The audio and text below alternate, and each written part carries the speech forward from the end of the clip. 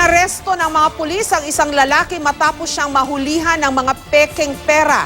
Pangamba ng mga otoridad, baka magamit ang mga pekeng pera sa vote buying. May report si Pina Panganiban Perez. Nakatitindig ngayon sa Pasay Pulis ang isang lalaki dahil sa mga perang ito. Kwento niya, umalis siya ng Mindanao noong March 9 para maghanap ng trabaho sa Quiapo. Sumakay raw siya sa pampasaherong jeepney at nakakwentuhan ng driver at misis nitong konduktora. Galing po ako ng Cagayan. Tapos pagdating ko po sa may fort, may nag-alok sa akin na doon ka makituloy sa amin. Tapos nung tinanong kung magkano yung pera kong dala, sabi ko konti lang. Ayon sa Pasay City Police, 20,000 pesos ang dalang pera ng lalaki.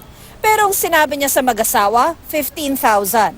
Sabi raw na mag-asawa, dodoblehin nila ito. Sinabi ko, para fake man yan. Sabi, hindi ko kasi alam talaga ng fake yun kasi yun, nung pag mag-uwi na sana ako kinabukasan ng Mindanao, yun din ang binayad ko sa bus. Parang wala pong pinagkaiba eh.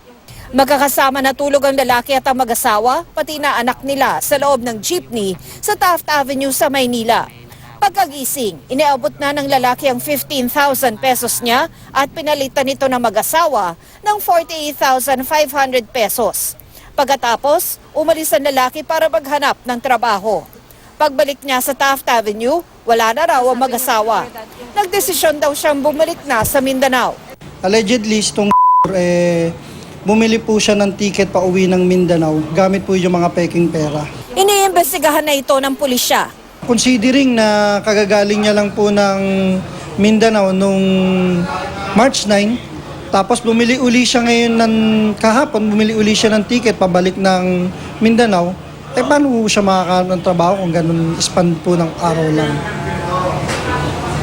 Kaya subject for validation din po yung mga sinabi niya. So, posible rin po na siya ang nagpapakalat ng peke. Maring yung sinabi niya po na naloko po siya na mag-asawa, is alibay niya lang po yun, ma'am.